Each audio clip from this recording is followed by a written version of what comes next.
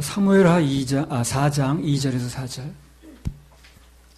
사울의 아들 이스보셋에게 군장 두 사람이 있으니 하나의 이름은 바나요 하나의 이름은 레갑이라. 베냐민 족속 부엘은 사람 림몬의 아들들이더라. 부에롯도 베냐민 지파에 속하였으니 일찍 부에롯 사람들이 깃다임으로 도망하여 오늘까지 거기 우거함이더라. 사울의 아들 요나단에게 절뚝발이 아들 하나가 있으니 이름은 무비보셋이라. 전에 사울과 요나단의 죽은 소식이 이스라엘에서 올 때에 그 나이 5살이었는데 그 유모가 안고 도망하더니 급히 도망함으로 아이가 떨어져 절게 되었더라. 네. 자, 이 말씀을 통해서 이 조상들이 잘못한 게 부모 다 포함됩니다. 잘못한 게 훗날 그 자손들에게 어떤 영향을 미치는가 하는 부분에 대해서 말씀을 드리고 있어요. 그 반대로 얘기를 한다면 부모가 예배에 성공하면 자손들에게 어떤 복이 오는가 그런 얘기도 되겠죠. 그렇죠? 오늘 여기 본문에 보게 되면 이스보셋 자신은 나쁜 일한 게 별로 없습니다. 그렇죠? 그거 특별히 잘못한 게 별로 없잖아요. 단 한 가지는 뭡니까? 그가 사울의 아들이었다는 거예요. 그 문제밖에 없어요. 이스보셋이 개인적으로 잘못한 게 없잖아요. 무슨 누구 남이 부인을 데리고 산 것도 아니고. 그런데 그가 사울의 아들이었다는 거. 이게 문제가 되는 거예요. 아비 사울이 하나님께 불순종한 것 때문에 덩달아서 이제 인생이 비참하게 끝나는 거거든요. 그래서 이 조상 때부터 흐르는 저주가 쭉 내려오는데 이게 우리 아담 때부터 내려오는 거 아니야, 이게? 원하든 원하지 않든 간에 내려오는 겁니다, 그게. 그걸 끊을 필요가 있어요. 끊을 필요가 있습니다. 근데 참 감사한 건 우리가 이제 잘 알다시피 아담으로부터 내려온 큰 저주의 줄기가 있는데 그걸 이미 우리 예수 그리스도께서 끊어 놓으셨다는 겁니다. 그게 감사한 거예요. 큰 줄기가 끊겼어요. 갈라디아서 3장 13절. 그리스도께서 우리를 위하여 저주를 받은 바 되사 율법의 저주에서 우리를 속량하셨으니 기록된 바 나무에 달린 자마다 저주 아래 있는 자라 하였습니다. 예, 그리스도께서 우리를 위하여 저주를 받은 바 되사 율법의 저주에서 우리를 속량하셨으니 우리 조상들이 저지른 죄가 다 뭐예요? 한마디로 말하면 다 율법을 어긴 겁니다. 그게 그렇잖아요. 한마디로 말하면 율법 어긴 거죠. 그 율법을 어긴 그 저주에서 예수님이 속량해 놓으셨다는 거거든요. 그거 믿으면 우리의 모든 저주는 끊어지는 것입니다. 그래서 조상 대대로 내려온 저주를 끊는 최고의 방법은 우리를 위해서 대신 저주를 받으신 예수님의 공로를 받아들이는 거죠. 그리고 구원을 받은 사람은 우리 부모에 대해서 우상 섬겼던 거 그런 것을 회개하는 마음으로 예배에 성공하면 되는 것입니다. 그럼 모든 저주가 오히려 이제 복으로 바뀌는 거죠. 전에 내가요, 지금도 그런 책이 어디 있는지 모르겠네. 우리 이사회 하면서 내가 버린 것 같은데. 시중에 아마 있을 겁니다. 가게에 흐르는 저주를 끊어야 산다. 그런 책이 있어요. 그 책을 내가 좀 읽은 적이 있는데, 그 내용의 이제 일부분을 한번 내가 인용해 보겠습니다. 두 가정을 소개를 하는 거예요. 그래서 한마디로 말하면 그 부모대로부터 조상대로부터 내려온 것들이 자손들이 어떤 영향을 미치는가 하는 걸 통계를 낸 거예요. 그런데 그 내용을 기록해 놓은 건데 두 가정이 나옵니다. 한 가정은 맥수죽수라는 사람이 있는 참 이름 희한하네. 맥수죽수. 무신론자인데 이 사람이 하나님 믿지 않는 사람입니다. 그러다 보니까 이제 그 결혼도 불신자고 한 거예요.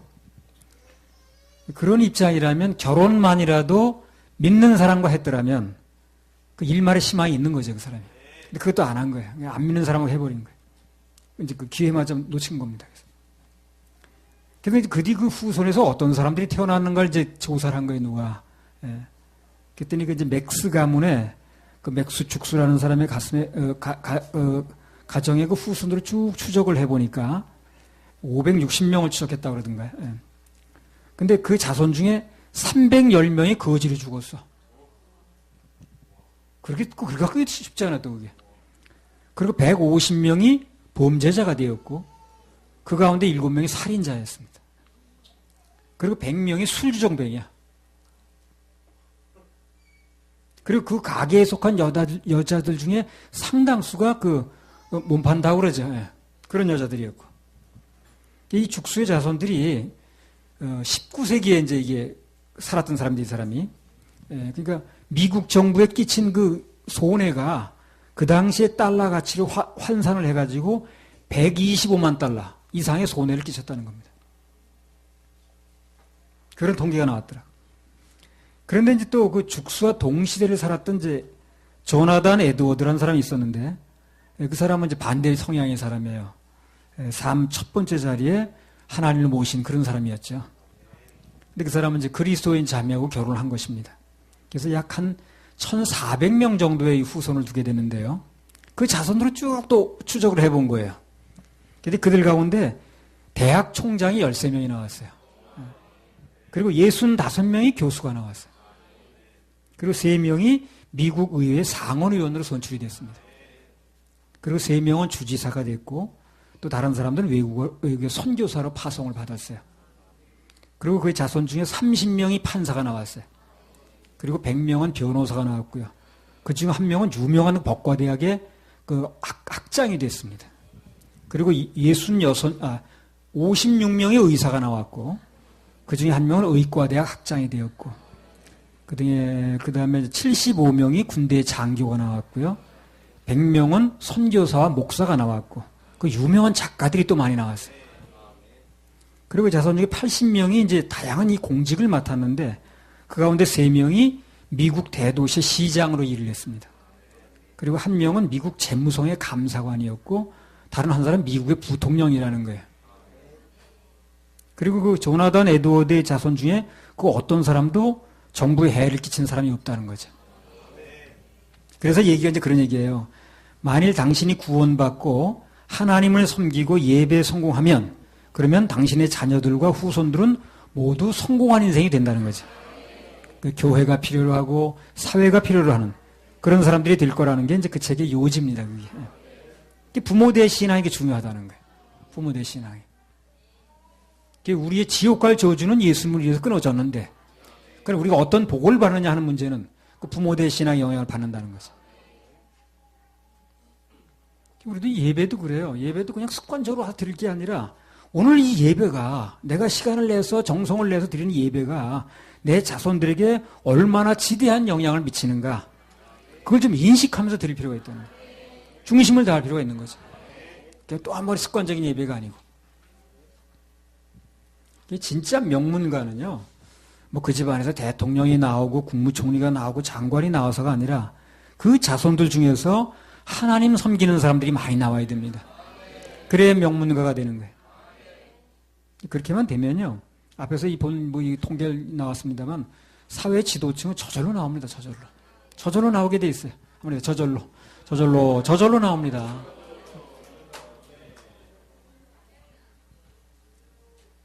자식들에게 뭐 땅의 것 물려주느라고 좀 난리거든요.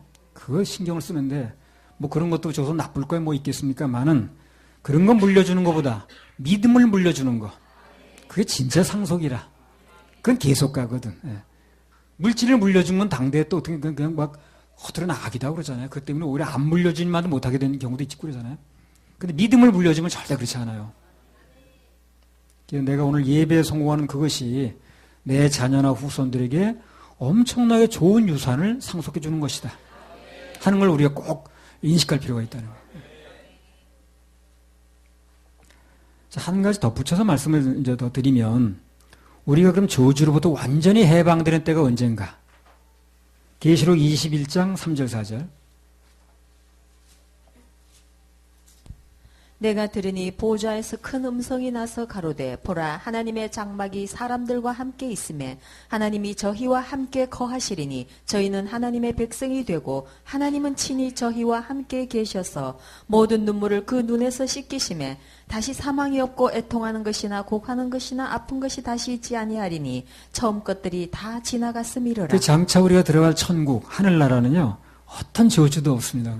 완벽하게 저주가 없는데 거기냐. 이 땅에서 어차피 영향을 받게 돼 있어요. 공기가 다 그러니까. 그런데 우리 좀 덜 받는다는 것 뿐이지. 그래서 하늘나라 가게 되면 어떤 저주도 오지 않습니다. 그냥. 화평만 있고 기쁨만 있고 실황만 있어요. 그런 곳에서 우리는 영혼을 보내는 겁니다. 너무 감사하죠. 그러면 영혼을 보내는 거예요.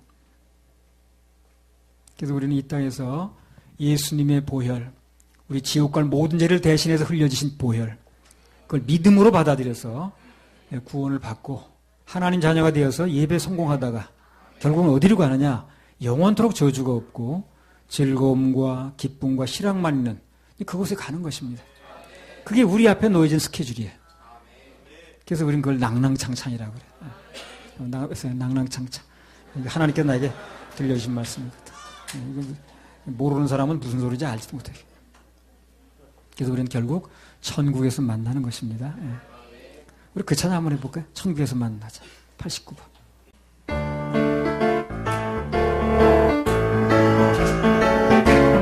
세상의 바다를 넘고 넘어 세상의 바다를 앞으로 앞으로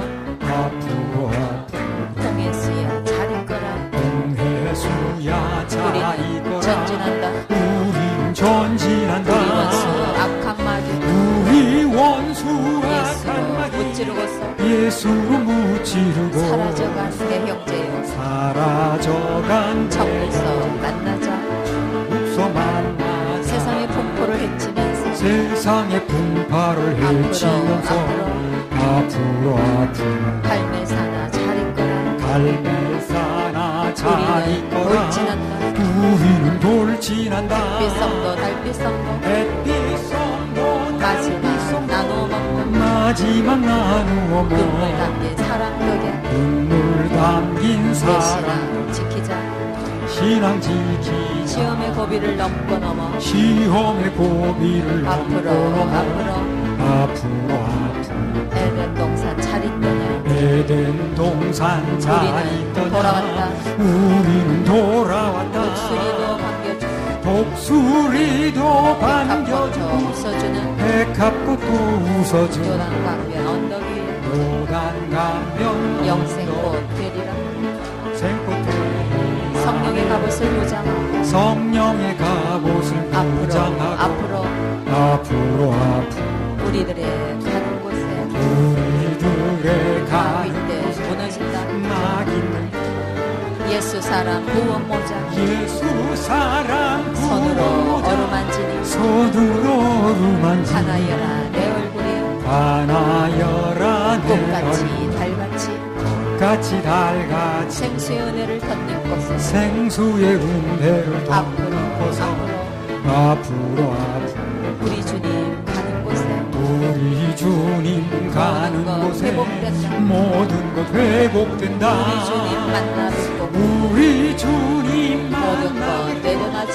모든 것 내려놔지. 예배 회복 주님 사랑 예배 회복 주님 저절로 사랑 된단다. 저절로 된단다. 생수의 은혜를 저절로 된다.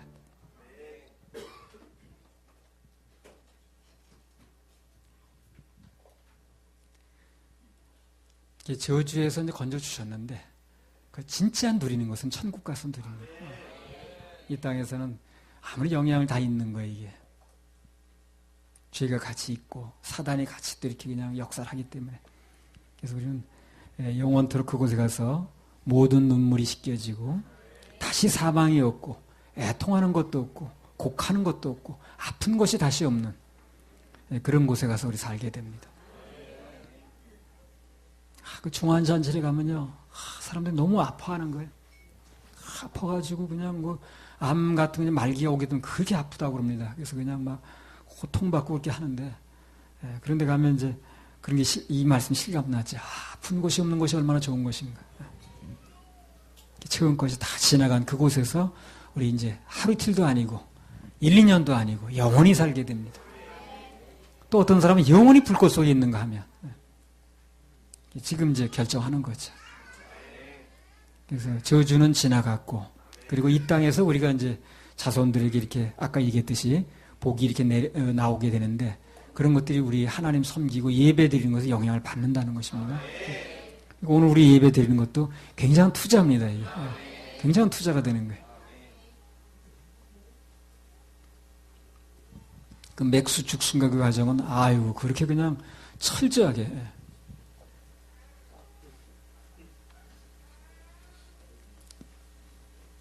결혼이라도 믿는 사람하고 있으면 희망이 있는 거예요. 그 사람이 또 믿는 사람은 할 리가 없죠, 그죠? 할 리 없지. 사무엘하 4장 2절에서 3절. 사울의 아들 이스보셋에게 군장 두 사람이 있으니 하나의 이름은 바나요 하나의 이름은 레갑이라. 베냐민 족속 부에론 사람 림몬의 아들들이더라. 부에롯도 베냐민 지파에 속하였으니 일찍 부에롯 사람들이 깃다임으로 도망하여 오늘까지 거기 우거함이더라. 예. 그 다음에 4장 5절 6절 한번 읽어보세요. 부에롯 사람 림몬의 아들 레갑과 바나가 행하여 볕이 쬐을 때 즈음에 이스보셋의 집에 이르니 마침 저가 낮잠을 자는지라. 레갑과 그 형제 바나가 밀을 가지러 온 채하고 집 가운데로 들어가서 그 배를 찌르고 도망하였더라. 자, 먼저 읽은 3절에 보면 일찍이 전에, 언제인지 모르지만 전에 그 부에롯 사람들이 깃다임으로 도망을 했다 그랬습니다. 그래서 오늘까지 거기 살고 있다는 거예요. 예. 무엇 때문에 도망을 갔는지 거긴 뭐 성경에 언급이 없어서 잘 모르겠습니다. 근데 분명한 건 뭐냐면 한 번 도망을 간 사람들은 언젠가 기회만 되면 또 도망을 간다는 거예요. 4장 6절 한번 읽어보세요. 레갑과 그 형제 바나가 이 레갑과 바나가 누구 자손이에요? 부에롯 자손이에요. 아까 도망간 사람들의 자손입니다. 근데 레갑과 그 형제 바나가 밀을 가지러 온 채하고 집 가운데로 들어가서 그 배를 찌르고 도망하였더라. 예, 보세요. 도망한 부에롯 사람 림몬의 아들들인 레갑과 바나가 그 주인을 찌르고 어떻게 했습니까? 또 도망가잖아요. 그런 사람들의 성향이 대부분 뭐냐면요. 기회주의입니다. 도망가는 사람의 성향은 기회주의예요. 좋아도 도망가겠습니까? 그 사람이? 아니죠. 뭔가 안 좋으면 도망을 가는 거예요. 기회주의죠. 그 성향이 그렇기 때문에 사람이 살다 보면 좋은 일만 있지 않거든. 안 좋은 일이 있거든. 그럼 도망갈 일만 생기는 거예요. 그 사람은. 그 사람에겐 아예 좋은 일만 있고 안 좋은 일이 한 번도 안 일어나면 좋겠는데 그렇지가 않잖아요. 사람 삶이라는 게. 살다 보면 안 좋은 일이 있잖아요. 그러면서 도망가는 거예요. 버틸 이유가 없는 거야. 자기 생각에는. 내가 이런데 왜 버티는 거야. 이런 그 손해보는 일에 내가 이렇게 괴로움 당하는 일에 뭐하러 있는 거야. 이렇게 생각이 들어가는 거예요. 도망가는 사람은 대부분 성향이 기회주의입니다. 지금 이스보셋이 나라가 잘 되고 강해도 그렇게 하겠습니까? 그렇지 않죠. 나라가 기우니까 그렇게 하는 거거든. 그리고 가만히 보니까 다윗은 올라가는 것 같거든. 그러니까 기회를 봐가지고 그렇게 하는 게 낫겠다고 생각하는 거거든. 그 사람이 도망할 이유가 있느냐 없느냐 뭐 그런 것보다는 그 성향이 도망가는 성향이라 그렇다고 말이에요.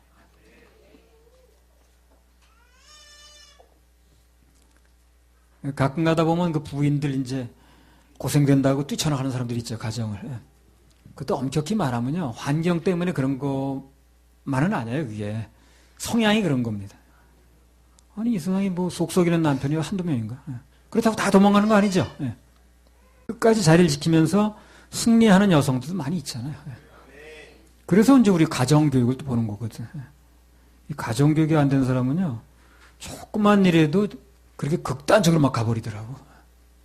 생각이. 가정교육이 제대로 된 사람은 환경이 안 좋아도 생각이 그렇게 극단적으로 흐르진 않아요. 잘 버티는 거지. 자, 사무엘하 4장 12절.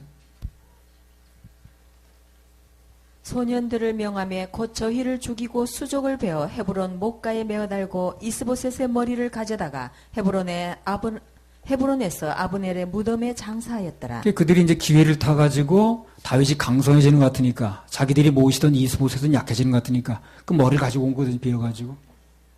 그래가지고 이거 갖다 바치겠습니다 하고 왔어요. 다윗이 그들을 안 받아주는 거예요. 오히려 그들을 제거했습니다. 왜 그렇습니까? 성향이 그런 사람은 언젠가는 또 배신하고 가거든. 다윗이라고 늘 잘 될 수가 없잖아요. 그죠? 실제로 그들이 안 된 경우도 많잖아요. 뭐 아들이 반란을 일으키고 어쩌고 해서 도망가고 그랬잖아요. 그럼 그 사람도 거기 있었을까요? 안 있습니다. 그렇게 좋아 보여서 기회를 타서 온 사람인데 그 기회가 없어지는 것 같다 거기 있을 리가 없죠. 그걸 아는 거예요, 다윗이. 이렇게 온 사람들은, 이런 성향이 돼 있는 사람들은 내가 언젠가 계속 잘 될 수 없다. 나도 언젠가 안 될 때가 오게 되면 이 사람은 반드시 내게 또, 총불을 들이댄다든가 할 사람이다. 실제로 그 뒤로 이제 다윗이 간음 사건을 벌리고 또 그 다음에 그냥, 압살롬이 반란 일으키고 그래서 도망가고 이렇게 했잖아요. 예. 그때 그 사람들이 그냥 있었으면 그냥 가만히 있겠냐. 살아가면서 어떤 사람을 이제 쓸 것인가 또는 같이 할 것인가를 판단할 때 가장 염두에 둬야 될 게 뭐냐면 그 사람의 성향과 기질이 중요합니다. 그건 그리 쉽게 바뀌질 않아요. 은혜 받을 때는 다 좋습니다. 은혜 받을 때 나쁜 사람이 뭐 있겠어요? 은혜가 떨어지면 그 사람 성향이 나오는 거거든. 기질이 나오게 돼 있거든. 그러니까 그 사람이 은혜가 떨어지게 되면 자기 이제 바닥에 있는 게 다 나오는 거예요, 그게. 그래서 그 반골 기질과 성향이 있는 사람은 시험을 오랫동안 해봐야 돼요. 그리고 일을 맡겨도 조금씩 변화를 봐가면서 맡겨야 됩니다. 왜 그렇습니까? 하나님 일은 중요하니까. 하나님 일은 실패하면 안 되거든.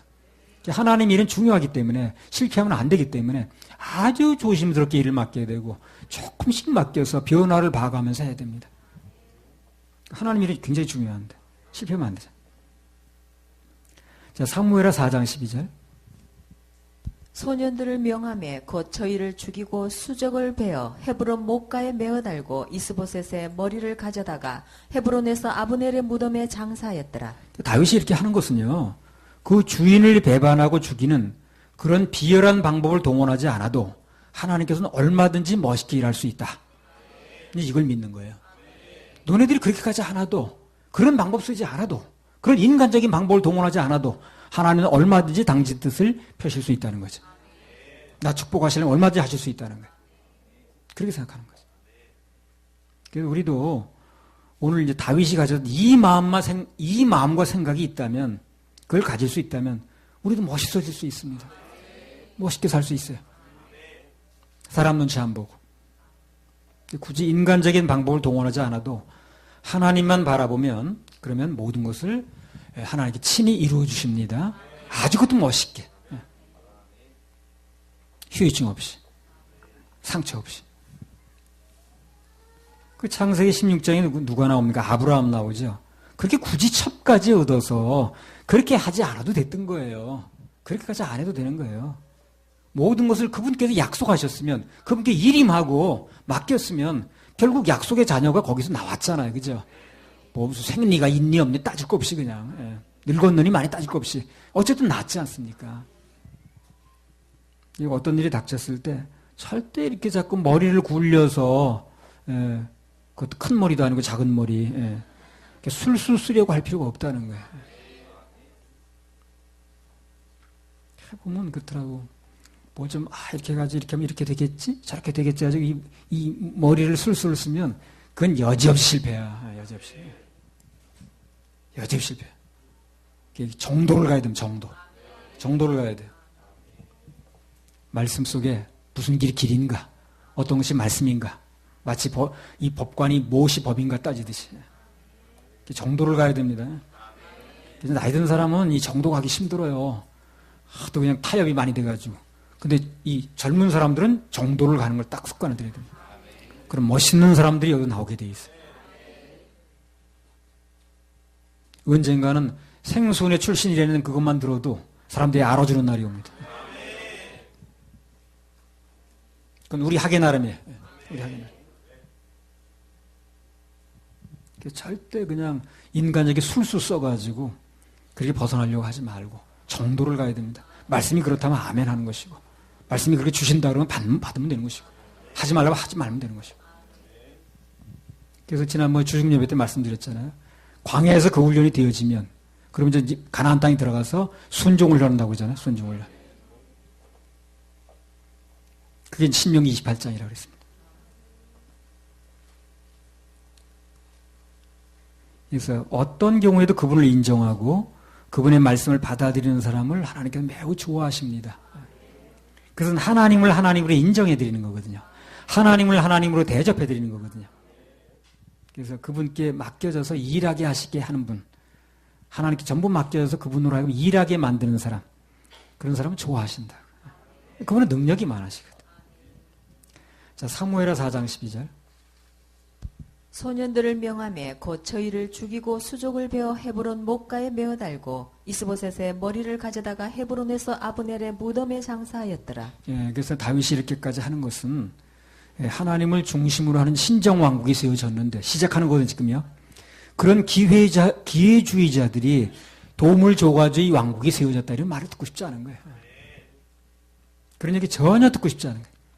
그런 사람들이 돌아와줘서 그런 사람들이 뭐 머리를 들고 왔기 때문에 우리가 빨리 이긴 거야. 그래서 이 왕국이 빨리 세워진 거야. 이런 얘기를 듣고 싶지 않은 거예요. 그 아브라함도 안 그렇더까.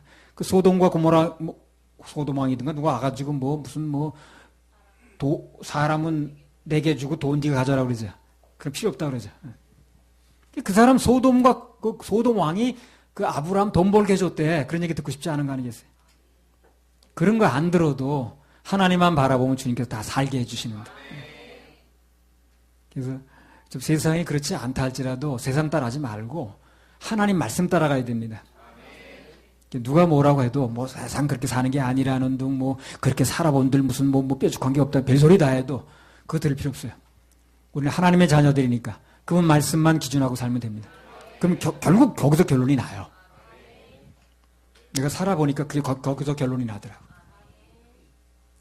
그 당시에는 뭐 사람들이 어쩌고 저쩌고 하고 뭐 되게 손해 본다는 둥 그렇게 아주 되지 않는다는 둥 뭐 무슨 세상을 너무 모른다는 둥 별소리 다 해도 세상 모르면 어때? 하나님만 하면 되지. 그래서 나중에 보니까 하나님 말씀드리는 건 다 그분이 책임지셨어요. 근데 그것 따라간 건 나중에 아무도 책임 안 지고 낭패만 당하더라. 주인을 배반하고 오게 된 그 저주가 잘못 심은 건데 그게 자신의 새로 시작하는 왕국에 못 들어오게 하는 거예요, 지금요. 막는 것입니다. 굉장히 중요하죠. 그렇게 시작을 하고 싶지 않은 거예요, 지금. 그 모든 시작이 중요하거든. 새로 시작하는 왕국인데 지금 그런 사람 도움받아서 시작했네. 이런 소리를 듣고 싶지 않다, 이거야. 하나님이 세웠다. 하나님이 도와주셨다. 그런 거 듣고 싶은 거죠. 사무엘하 4장 9절. 다윗이 부에롯 사람 림몬의 아들 레갑과 그 형제 바나에게 대답하여 가로되 내 생명을 여러 환난 가운데서 건지신 여호와의 사심을 가리켜 맹세하노니. 자, 이거 보면요, 다윗이 하나님을 어떻게 믿는가가 나왔어요. 어떻게 믿는 겁니까? 내 생명을 여러 환난 가운데서 건지신 여호와. 그 환난을 건지신 게 누구라는 거예요? 하나님이 건지셨다는 거죠. 그렇게 믿고 살았다는 거예요. 그 하나님을 나는 믿는다는 거거든. 그러니까 네가 날 건지는 게 아니라는 거예요. 내가 어떤 상황을 당하든 건질 분은 하나님이시다. 라고 말하는 거예요, 지금. 그걸 그 사람에게만 듣는 게 아니라 모든 사람에게 다 듣게 하는 겁니다.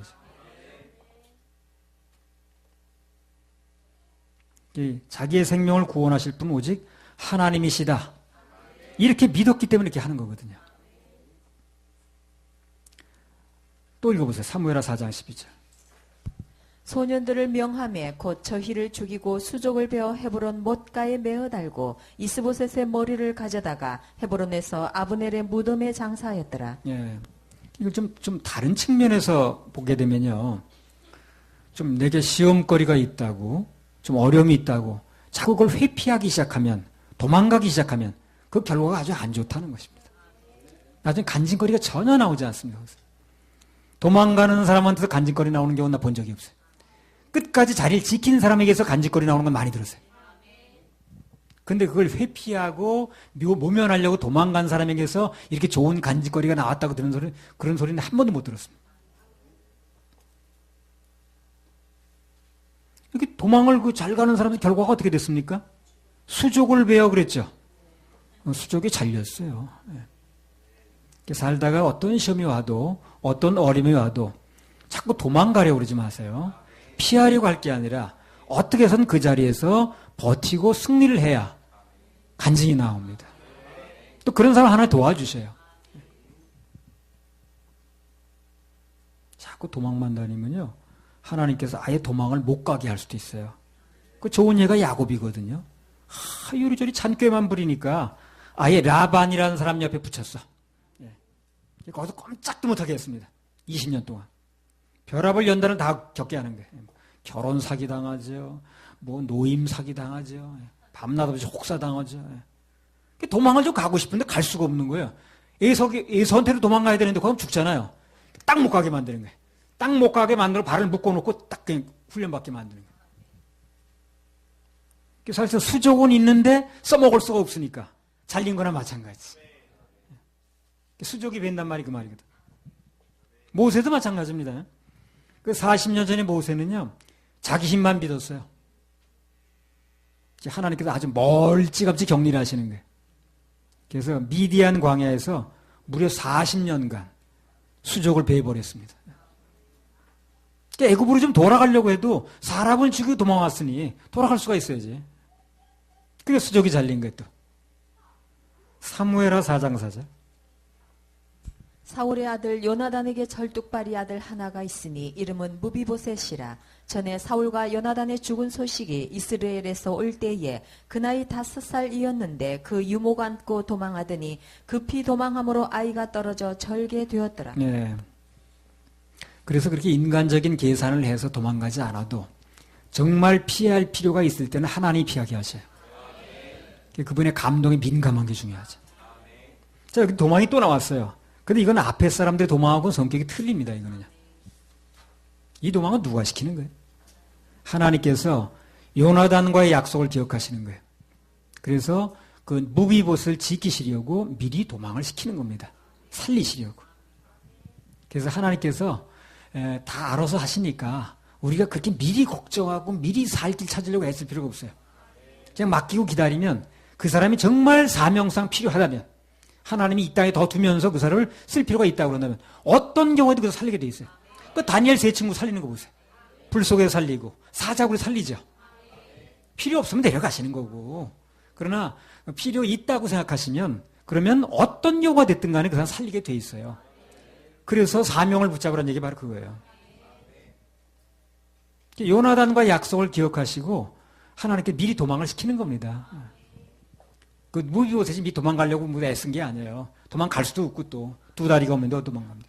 근데 그 유모가 이제 다 이렇게 없고 뛰게 이제 도망가게 만드는 거 아니에요. 그리고 나중에 두 다리가 없어서 아무 수족도 없는데 또 이 다윗이 나타나지 막 은혜 갚겠다 그러잖아요. 날개 달아주는 거죠.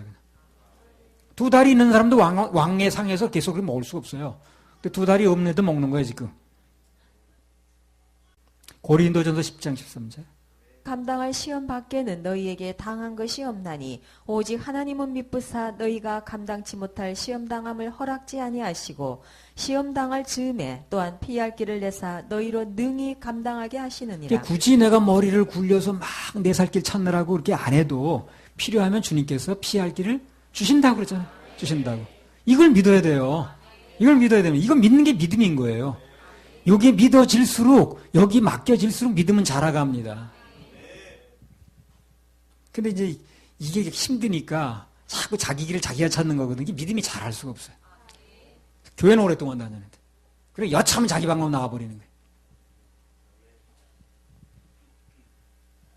모든 걸 그분께 맡기고 기다리면 하나님께서 결정적인 순간에 1분도 빠르지 않게 1분도 늦지 않게 정확하게 누군가를 통해서 일을 하십니다. 여기 유모가 무비봇을 급히 신시켰듯이 돕는 천사가 나오게 돼 있어요. 어떤 역경이 와도 하나님께서 액션을 취하실 때까지 그냥 기다리면 됩니다. 때가 되면 피신을 시켜도 하나님께서 알아서 안전하게 아주 좋은 곳으로 피신을 시키시는 거예요. 이 세상의 모든 것은요, 하나님께서 만들어 놓으신 자연은요, 때가 되면 저절로 되게 만들어 놓으셨어요. 해가 뜨라고 누가 해를 집어당깁니까? 그렇지 않죠? 저절로 뜹니다. 하루 종일 있으면 저절로 집니다. 지구 자전 공전하는 건 누가 잡아 돌립니까? 그거를 저절로 됩니다. 겨울 오라고 누가 사정해요? 저절로 옵니다. 밤 그 설 익은 거 깔려면요 막 가시에 찔리고요 또 기껏 까봤자 알맹이도 없어 뜰보가지고 먹지도 못합니다. 때가 되면 기다리면 저절로 아람이 벌어져요. 속이 쏙 빠져나와요. 주스면 돼 그냥. 그렇게 만드는 건 농부이신 하나님이 하신다는 거예요. 우리가 여기서 알 수 있는 것은 이제 하나님께 맡겨지면 그분이 해나가신다는 거. 그거를 많이 알수록 우리 믿음은 자라갑니다. 더 많이 맡길 수 있어요. 염려 근심으로부터 자유로울 수 있어요. 안 되는 사람 그게 잘 안 되는 거예요. 환경은 눈앞에 보이는데 하나님 일하시는 건 눈에 보이는 게 아니거든. 그러니까 사울처럼 여차하면 내가 나오는 거예요 그냥. 그래가지고 결국에 그게 버림받고 인생을 비참하게 만든 그런 원인이 되는 겁니다. 교회는 그걸 세워주는 거예요. 교회가 도와주는 게 그겁니다. 그런 환경은 날마다 당할 텐데 거기서 어떻게 하면 하나님 바라볼 것인가? 어떻게 하면 믿음이 자라게 할 것인가? 그거 도와주는 데가 교회인 거예요. 너희들 보러 열심히 해라 이거 얘기하는 데가 그 교회가 아니고. 열심히 해라는 얘기는 사회에서 많이 하더만 뭐.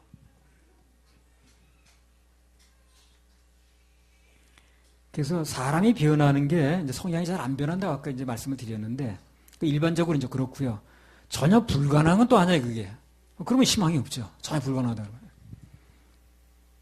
누군가 난 기질상 이게 참 나쁜 게 있는데 아주 잘 안 변하네 이거. 그걸 바꾸는데 유용한 방법이 뭐냐면요.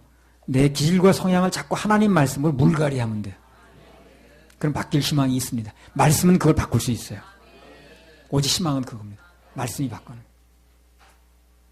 물갈이하는 방법은 다른 거 없습니다. 내 생각하고 달라도, 내 기질하고 달라도, 내가 믿는 그 어떤 생각과 내가 살던 문화하고 달라도 하나님 말씀과 감동이라면 그냥 무조건 아멘 하는 거예요. 그게 가장 효과적인 기질 바꾸기입니다. 변질은 안 좋습니다. 그러나 변화는 좋은 거예요. 우리가 올바른 변화를 원한다면 빛과 진리 되신 하나님 말씀에 무조건 아멘 하면 됩니다. 뭐 입으로만 말할 아멘이 아니라 중심의 아멘. 생각과 중심이 모두 아멘이 되어지면 그렇게 자꾸 하다 보면 그 성향과는 별도로 이제 아름다운 모습을 변해가는 거예요. 가장 멋있는 열매들이 맺혀집니다. 할렐루야. 그렇게 하실 하나님께 박수 올려드려요. 우리 주님 뜻대로 살기로 했네. 찬양 하나 올립시다. 32번. 주님 뜻대로 살기로.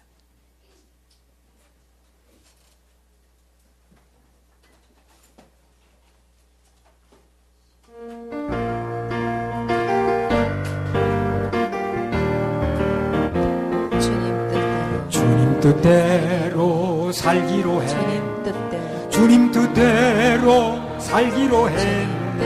주님 뜻대로 살기로 해. 뒤돌아서지 않겠네. 이 세상 사람 날 몰라줘. 이 세상 사람 날 몰라줘. 이 세상 사람 날 몰라줘. 뒤돌아서지 않겠네. 세상 등지고 십자가고. 세상 등지고 십자가고.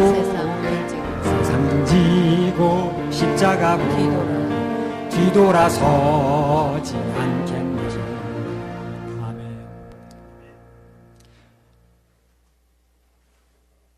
나는 그 길 갈 수 없지만 가는 합시다.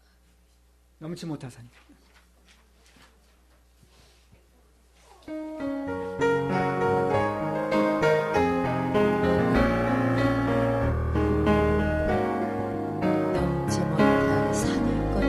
넘지 못할 산이 있고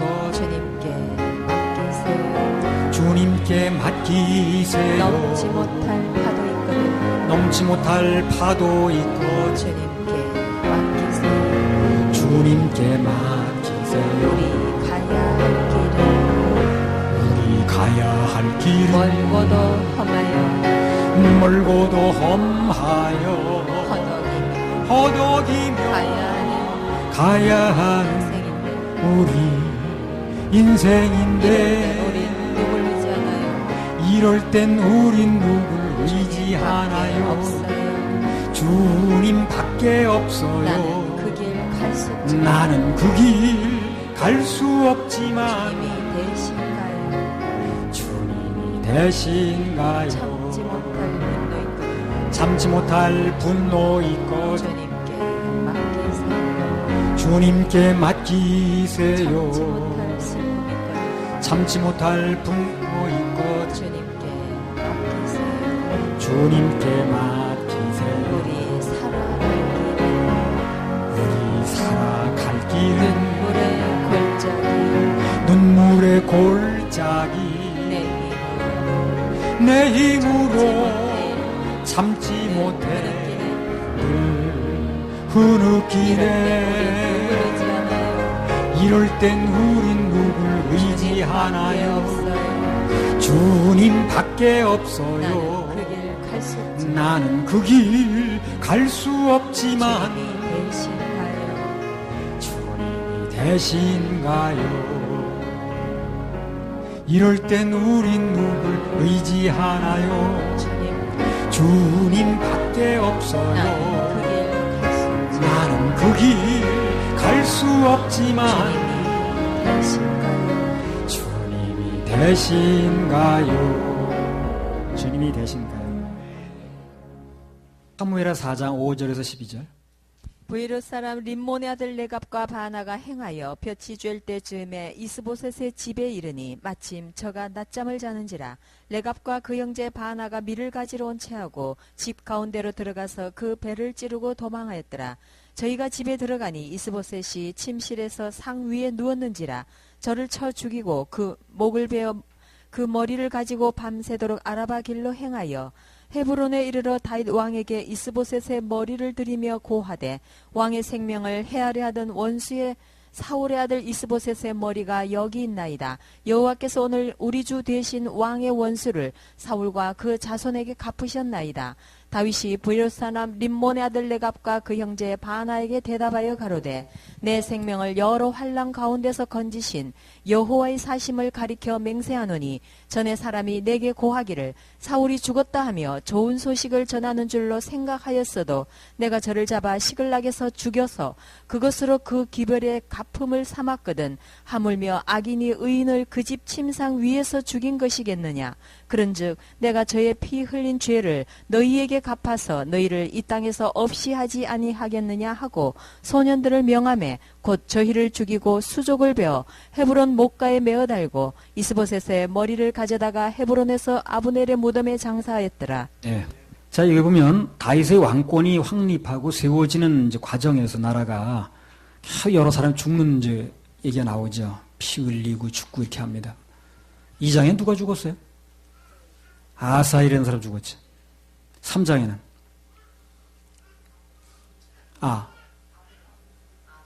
아브넬. 3분의 1을 알려줬는데 뭐 아브넬. 4장에는 이스보셋. 뭔가 되어지는 과정에서 계속 사람이 죽는 거예요 지금. 그럼 하나님의 왕국인 교회가 세워지는 데는 누가 죽었을까요? 예수님 피가 흘려졌습니다. 모든 게 기본적으로 피 위에 세워지는 거예요, 이게. 좋든 나쁘든 전부 피가 들어갑니다, 거기. 뭐가 세워지는데 반드시 피가 들어가요.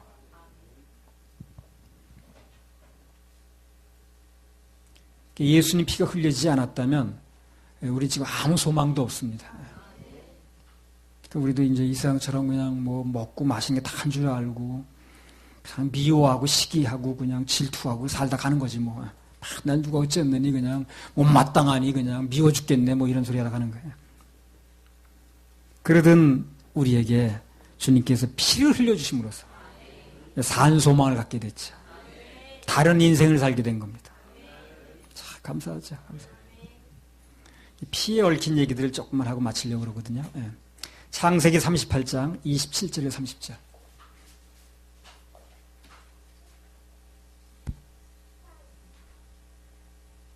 임산하여 보니 쌍태라 해산할 때에 손이 나오는지라 산파가 가로되 이는 먼저 나온 자라 하고 홍사를 가져 그 손에 메었더니 그 손을 도로 들이며 그 형제가 나오는지라 산파가 가로되 내가 어찌하여 터치고 나오느냐 한 고로 그 이름을 베르스라 불렀고 그 형제 곧 손에 홍사 있는 자가 뒤에 나오니 그 이름을 세라라 불렀더라. 홍사가 뭐예요?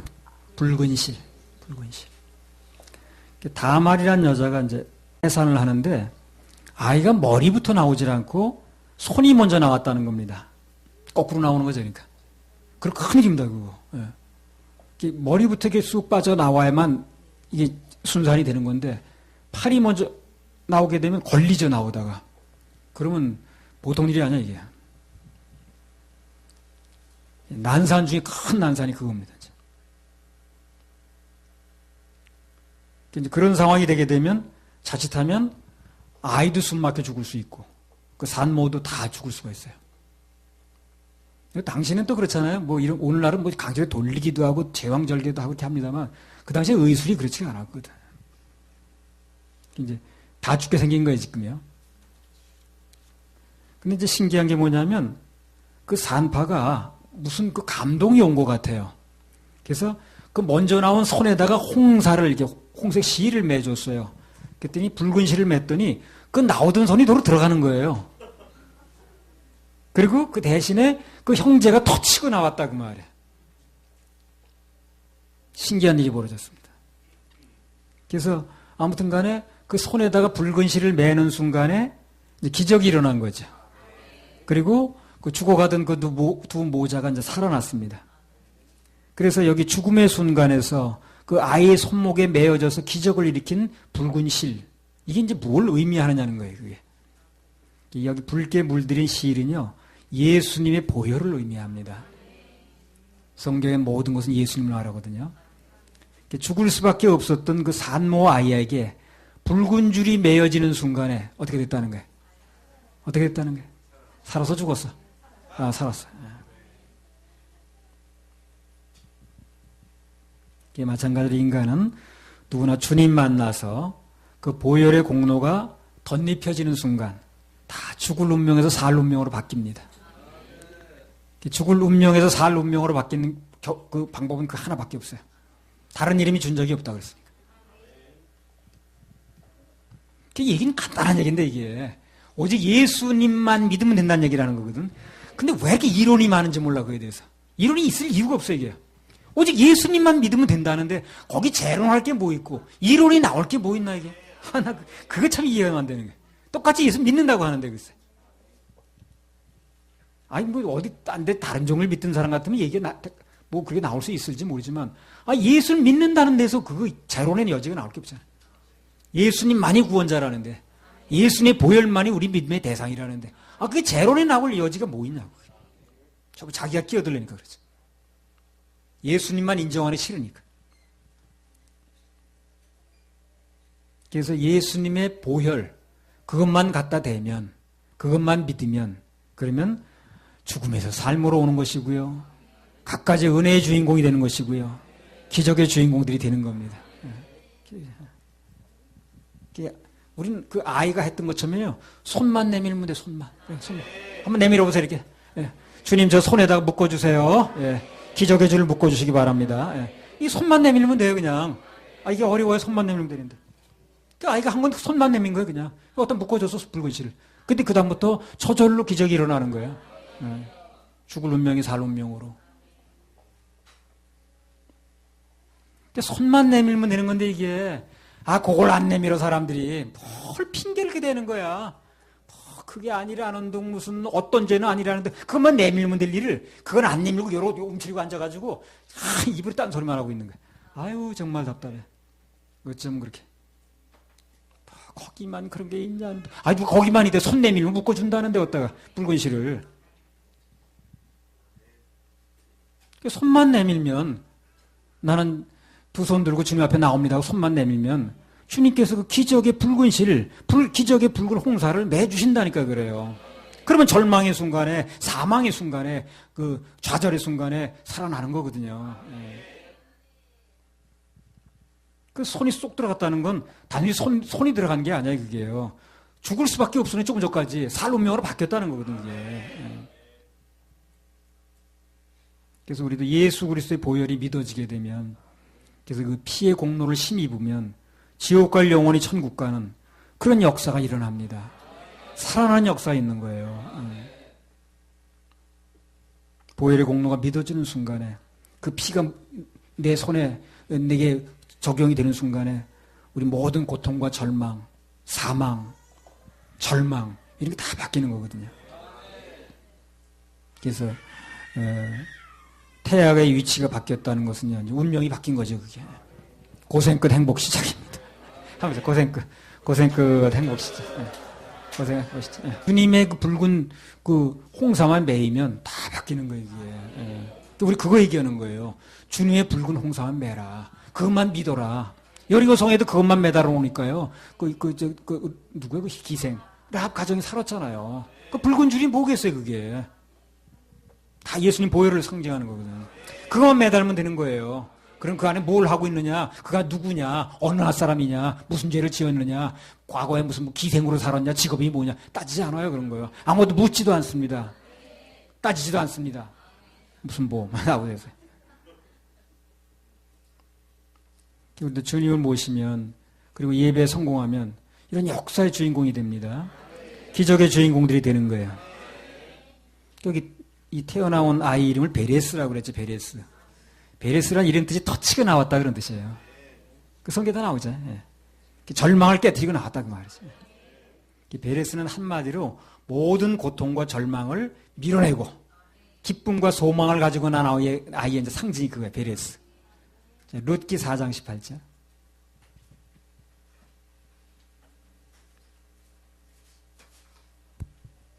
베레스의 세계는 이러하니라. 베레스는 헤스론을 낳았고. 그래서 고통과 절망을 밀어내고 터치고 나온 세계가 베레스 세계인데 그 베레스 세계가 바로 예수 그리스도 세계입니다. 그리고 연결이 되니까. 예수 그리스도의 세계는요, 들어오면 사는 세계예요. 운명이 바뀌는 세계입니다. 저주가 축복으로 바뀌는 세계라. 해결의 세계고요.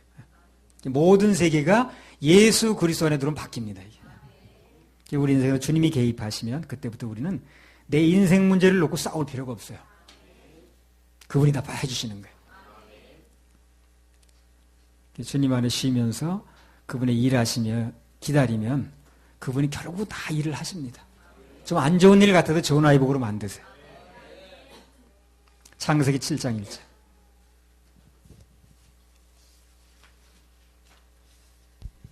여호와께서 노아에게 이르시되 너와 네 온 집은 방주로 들어가라. 내가 이 세대에 내 앞에서 의로움을 내가 보았음이니라. 그럼 그 다 죽어가는 인류가 다 멸망해가는 그 홍수 속에서 노아와 그 가족들을 보호했던 방주는 또 누구를 상징합니까? 예수 그리스도입니다. 성경은 하는 모든 것은 다 예수 그리스도예요. 구원자, 좋은 거, 축복 다 예수 그리스도입니다. 안 좋은 거, 가인 같은 거 그런 거 다 우리고. 누구든 일단 방주 속에 들어가기만 하면 주님 안에 있으면 그때부터는 그 거친 파도와 직접 싸울 필요가 없어요. 그 방주 안에서 그냥 노아처럼 쉬면 되는 거예요. 들어가 있으면 되는 거예요. 들어가 있으면 된다는데 또 그렇게 간단할 수가 없대네 또. 참. 들어가 있으면 된다고 얘기를 하면 또 그렇게 간단할 수가 없대. 무슨 구원이 간단하냐. 참 못 해보겠더라고요. 그렇게 나오니까. 무슨 구원이 간단하냐 이렇게. 너무 쉬운 구원 또 값싼 구원이래나. 값싼 구원은 또 뭐예요? 그 안에 들어가서 우리는 물을 말려주실 때까지 기다리면 되는 거라 이게. 물이 빠지게 하는 거, 모든 환난과 역경이 지나게 하는 거, 모든 것은 하나님이 직접 하십니다. 친히 하세요. 창세기 8장 1절.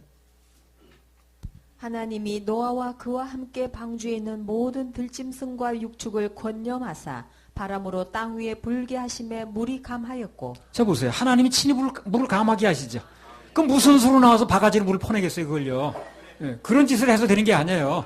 그냥 방주 안에 있으면 물은 하나님께서 다 말리시는 거예요. 다 되면 나오라 그러면 나오면 되는 거예요. 그런 방법을 써야지. 무슨 그걸 바가지로 퍼내겠다는 거예요 지금. 아니면 무슨 그 방주 바깥에 수영을 하고 버티겠다는 거예요? 안 되는 얘기죠. 주께서 하십니다. 주께서 하십니다. 주께서 하십니다. 한번 해봐. 주께서 하십니다. 주께서 하세요. 우리 그 얘기하는 거예요 지금. 주께서 하신다는 거. 구원도 주께서 하시고 우리 인생 만사의 모든 것도 그분이 책임진다는 얘기라는 거거든. 거기에 이 일 걸 게 뭐 있냐니까. 주께서 하신다는 거. 안 그렇단 말이야. 그건 뭐야. 주께서 하신다는 게 아니란 얘기야. 뭐 아니면 뭐 예수님 구원이 잘못됐다는 얘기야. 뭘 하는 건지 난 모르겠어. 무슨 말 하는 건지. 단 그렇게 믿는 사람들이 많다 보니까 숫자 가지고 믿는 거예요 그 사람들이. 그래서 숫자가 아무리 많다고 해도 답이 틀린 게 오답이 정답되지 않아요. 틀림없습니다. 1 더하기 1이 2라는 게 뭐 3이라는 게 100만 명이 얘기를 해도 그게 바뀌는 게 아니거든. 사람 많다고 답이 바뀌는 게 아니에요.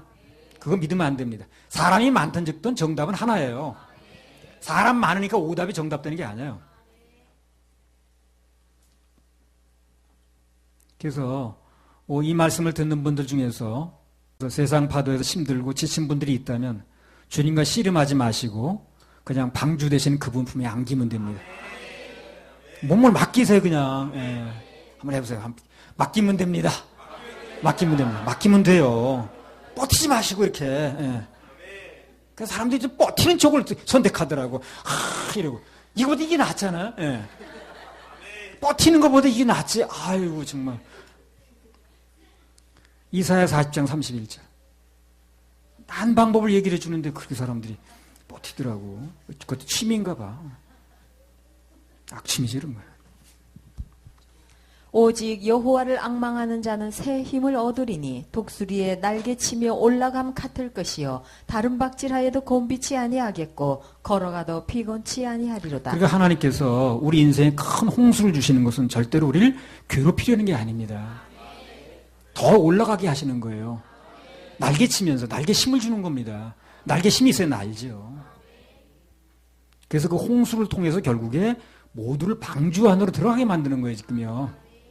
물속에 빠져 죽게 하는 결론이 아닙니다. 예레미야가 3장 33절.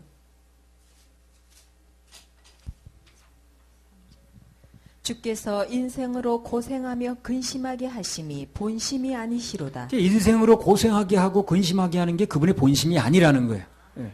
그 본심이 따로 있다는 거죠. 그거 아니겠습니까? 그분의 본심은 따로 있어요. 고생하고 환난받고 역경당하는 게 그분의 본심이 아니라고.